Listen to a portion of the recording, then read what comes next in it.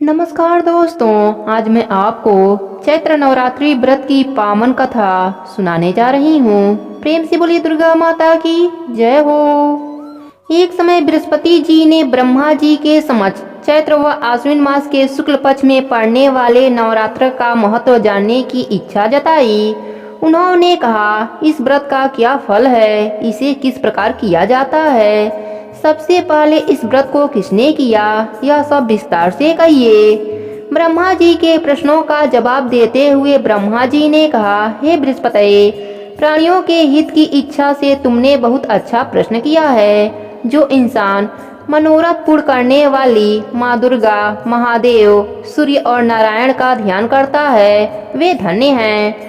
यह नवरात्रि व्रत संपूर्ण मनोकामनाओं को पूर्ण करने वाला है। इस व्रत को करने से पुत्र सुख, धन, विद्या और सुख मिलता है। इस व्रत को करने से रोग दूर हो जाता है, घर में समृद्धि की वृद्धि होती है, बधिया को पुत्र प्राप्त हो जाता है, समस्त पापों से छुटकारा मिल जाता है। जो मनुष्य इस नवरात्र व्रत को नहीं करता वह अनेक दुखों को भोगता है। यदि व्रत करने वाला मनुष्य सारे दिन का उपवास न कर सके तो एक समय भोजन करे और 10 दिन बांधवों सहित नवरात्र व्रत की कथा का श्रवण करे।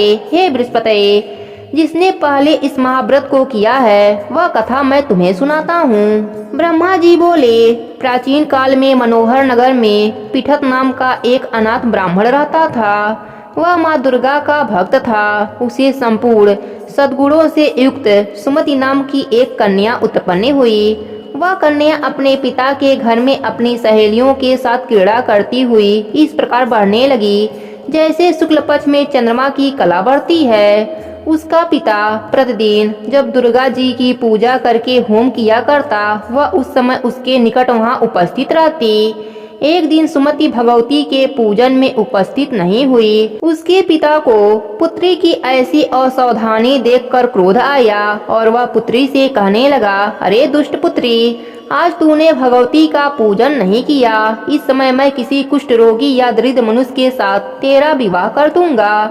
पिता की बात सुनकर सुमति को बड़ा दुख हुआ और पिता से कहने लगी, हे पिताजी, मैं आपकी कन्या हूँ तथा सब तरह आपके अधीन हूँ। जैसी आपकी इच्छा हो वैसा ही करो, चाहे राजा से, चाहे कुष्ठी से, चाहे दरिद्र से, जिसके साथ चाहो मेरा विवाह करना चाहो करा दो, पर होगा वही जो मेरे भाग्य में लिखा होगा, क्योंकि धर्म करना मनुष्य के अधीन है और फल देना ईश्वर के अधीन है। कन्या के निर्भयता से कहे हुए वचन सुन उस ब्राह्मण ने क्रोधित हो अपनी कन्या का विवाह एक कुष्ठी के साथ करा दिया और अत्यंत क्रोधित हो पुत्री से कहने लगा, हे पुत्री, अपने कर्म का फल भोगो, देखें भाग्य के भरोसे रहकर क्या करती हो।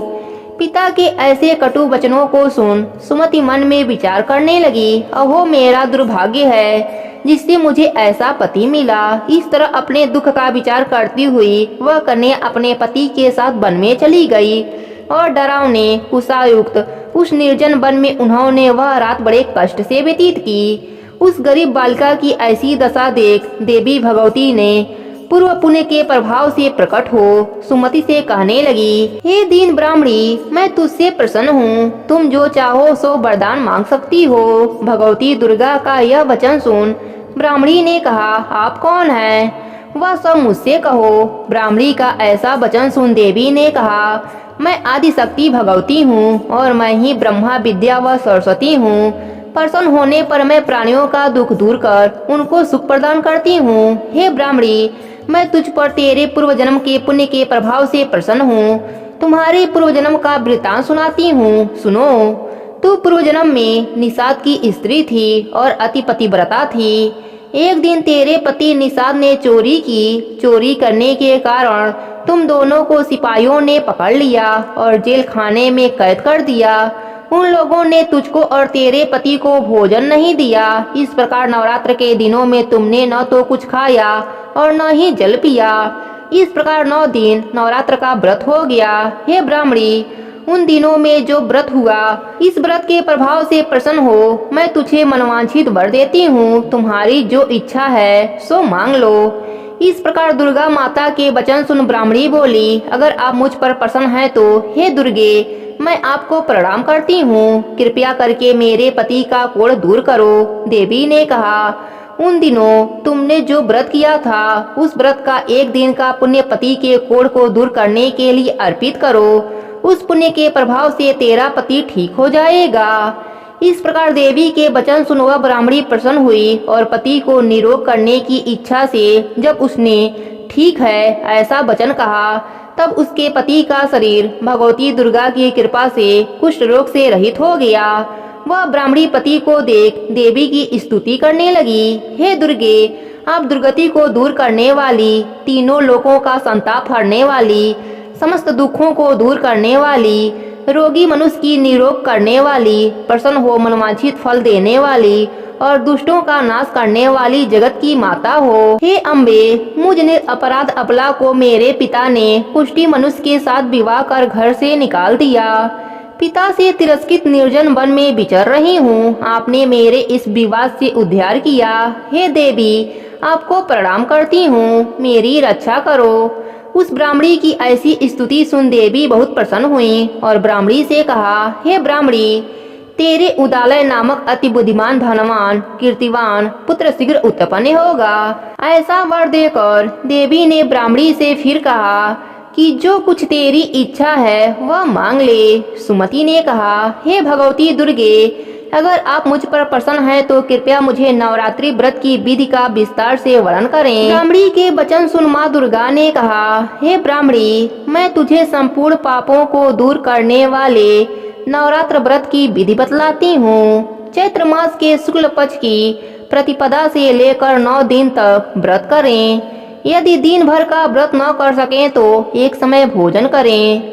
शुभ मुहूर्त में घट स्थापना करें और वाटिका बनाकर उसको प्रतिदिन जल से सींचें। महाकाली, महालक्ष्मी और महासरस्वती की मूर्तियां स्थापित कर उनकी विधि विधान से पूजा करें। बिजौरा के फल से अर्घ देने से रूप की प्राप्ति होती है। जायफल से अर्घ देने पर कीर्ति, दाख से कार्य की सिद्धि होती है। आंवले से सुख की प्राप्ति और केले से अर्घ देने से आभूषणों की प्राप्ति होती है।